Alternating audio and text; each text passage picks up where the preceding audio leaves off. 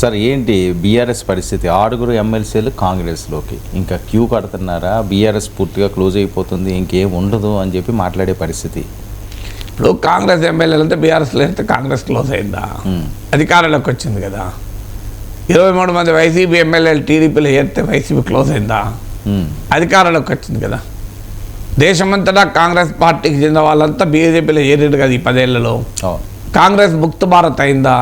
కాంగ్రెస్ 52 నుంచి 99కి వచ్చింది. సో రాజకీయాల్లో పార్టీ ఫిరాయింపులు కొత్త కాదు. ఎవరు అధికారం ఉంటే అటువైపు నాయకులు మారుతుంటారు. సో రాజకీయ పార్టీలు కూడా ఎంకరేజ్ చేస్తుంటాయి. ఇప్పుడు ఇదే కేసీఆర్ ఇవాళ అయ్యో అన్యాయం అన్యాయం అంటున్నారు, మరి ఆయన చేసింది కూడా అదే పని కదా. ఇప్పుడు భానుప్రసాద్ ఇవాళ కాంగ్రెస్లో చేరాడు. ఆయన ఎక్కడి నుంచి వచ్చాడు? ఆయన కాంగ్రెస్ వాడే కదా. అవును, కాంగ్రెస్ నుంచి బీఆర్ఎస్కి వచ్చి మళ్ళీ కాంగ్రెస్కి వచ్చాడు. సారయ్య, బసవరాజ్ సారయ్య, ఆయన కాంగ్రెస్ ప్రభుత్వంలో మంత్రిగా కూడా ఉన్నాడుగా. సో ఆయన కాంగ్రెసే కదా. సో ఇలా ఏదో ఒక పార్టీ నుంచి వచ్చి పార్టీ అధికారం ఉన్నప్పుడు చెడామడా అవసరం ఉన్నా లేకపోయినా ఫిరాయింపులు ఎంకరేజ్ చేశారు.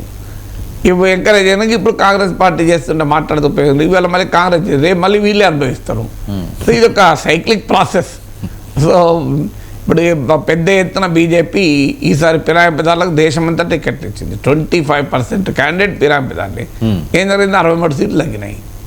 సో అందువల్ల పార్టీలు చెప్పేట ప్రతిపక్షాలు ఉన్నప్పుడు నీతులు చెప్తాయి, అధికారం ఉన్నప్పుడు అదే పని చేస్తాయి.